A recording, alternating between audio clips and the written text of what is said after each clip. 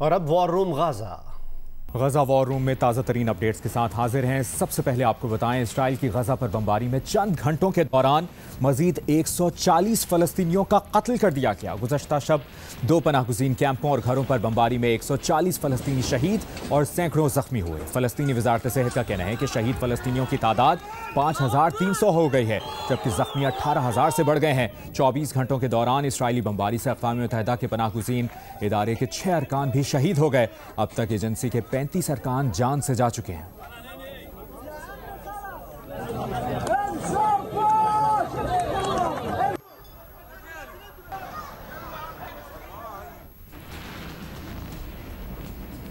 और जियो न्यूज की exclusive coverage जारी है। अल-कुद्स ब्रिगेड ने इसराइली ड्रोन कामयाबी से गिराने का दावा किया है।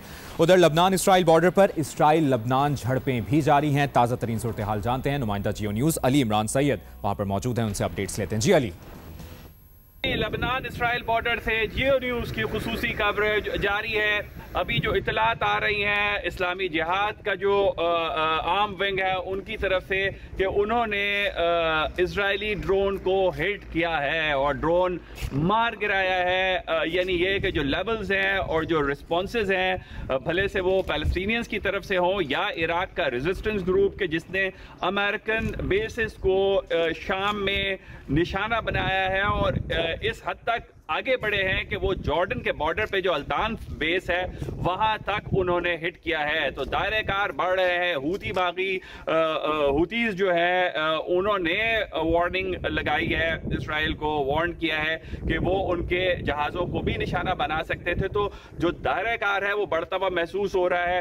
यहाँ की हम लेबनीज बॉर्डर की बात करें तो कल हमारे होटल के करीब 2 बड़े ब्लास्ट हुए थे, जिसके बाद भी छोटे ब्लास्ट हुए थे। और अगर जाती मेरी बात की जाए तो ये जो हेलमेट है ये लेके मुझे अपने बिस्तर पे सोना पड़ा था। जो हमारी कवरेज है वो भरपूर प्रिकॉशंस के साथ और जितना भी हम सेफर रह के चल सकते हैं वो कर रहे हैं। तो यहाँ टेंशंस बढ़ रहे हैं।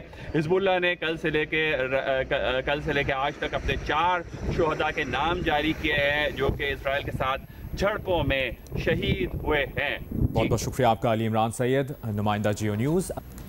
फ्री फ़लस्तीन के नारे लगाने वाले लंदन ट्यूब के ड्राइवर को मुअत्तल कर दिया गया। फ़लस्तीनियों से इज़हार यकजहती के लिए मुनक़िदा मुज़ाहरे के मौके पर पेश आए वाक़े के बाद ट्रांसपोर्ट फॉर लंदन ने एक्शन ले लिया। सेंट्रल लाइन के ड्राइवर ने ट्यूब के स्पीकर सिस्टम पर नारे लगाए थे। ट्रेन ड्राइवर के नारों पर मुज़ाहरे में शिरकत के लिए जाने वाले मुसाफिरों ने भी जवाबी नारे लगाए थे।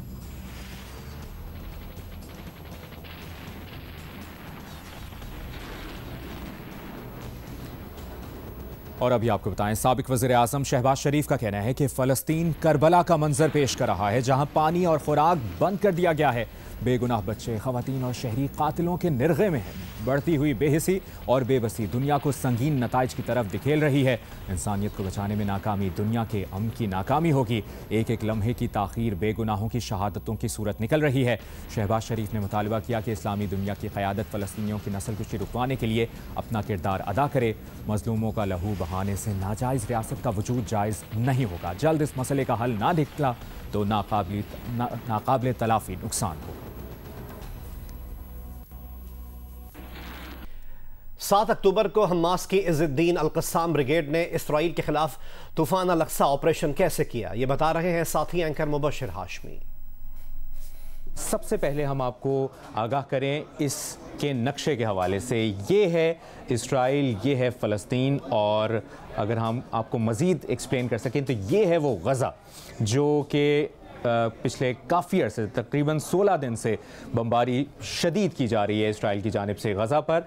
ये है वो अफेक्टेड एरिया जहाँ पर मुसलसल इसराइल की जानिब से बमबारी की जा रही है।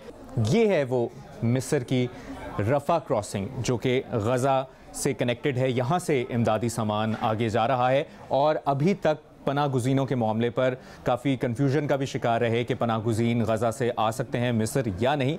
इसराइल के अगर बॉर्डर को हम समझाने की कोशिश करें तो एक बॉर्डर इसराइल का लगता है उर्दन के साथ, एक बॉर्डर लगता है मिस्र के साथ। मिस्र की ये रफ़ा क्रॉसिंग है और गज़ा ये एरिया जो है इस वक्त सबसे ज़्यादा इफ़ेक्टेड है, जबकि ये इसराइल का दारुल हुकूमत तल अवीव, फ़लस्तीन, बैतुल मक़दस यहाँ पर, और एक जानिब यहाँ पर लबनान और इसराइल का जो सरहद है। 7 अक्टूबर 2023 की सुबह को सूरज की पहली किरणों के साथ अल-क़स्साम ब्रिगेड के पैराग्लाइडर्स यहाँ पर इसराइल की जानिब उन्होंने पेशकदमी की, जिसमें उसके बाद हमने देखा कि मोटरसाइकिलों और गाड़ियों पर भी सवार रहे और अल-क़स्साम के छापामारों का दूसरा दस्ता मोटरसाइकिलों, गाड़ियों और पैदल मार्च करते हुए इसराइल पर ज़मीनी हमला किया गया।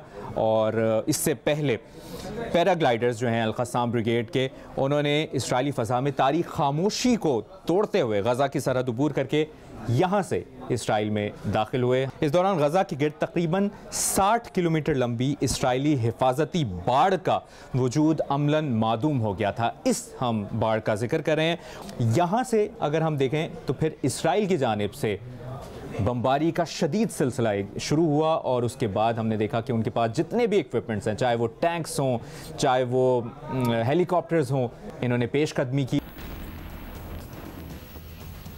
गज़ा वॉर रूम से ताज़ा तरीन अपडेट्स आपने जानी। आप जियो न्यूज़ के साथ रहिए।